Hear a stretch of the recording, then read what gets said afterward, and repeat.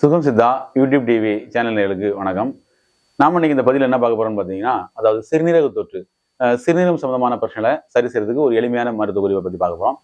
உதாரணமா இன்றைய காலகட்டங்களில் நிறைய பேர் கிட்டத்தட்ட ஒரு 40லேருந்து 45 வயசு ஆகும் பொழுது பிராஸ்டேட் சுரப்பி பிரச்சனைகள் இருந்தாலும் சரி, அதனால சிறுநீரக பிரச்சனை சம்பந்தமான பிரச்சனை இருந்தாலும் சரி, சிலருக்கு அதனால வந்து ஆண்கள் பெண்கள் இருவருக்கும் வந்து சிறுநீரக சம்பந்தமான தொற்றுகள் ஏற்படுது. அதனால அதனால பார்த்தீங்கன்னா ஊறல், அரிப்பு போன்ற பிரச்சனைகளும் காணப்படுது.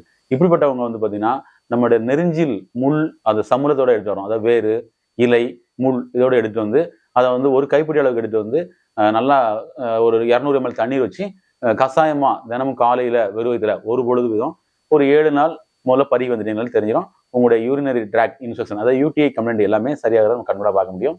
அதனால யூடிஐ சம்பந்தமான பிரச்சனை, சிறுநீரக சம்பந்தமான பிரச்சனைகள் அது இருந்தாலும் அவங்களுக்கு இந்த சிறுநீரகம் ஆரோக்கியமான வகையில புதுமையாக தோன்றதுக்கு நம்முடைய சிறுநெறிஞ்சல் பெரிதும் உதவி செய்யும்.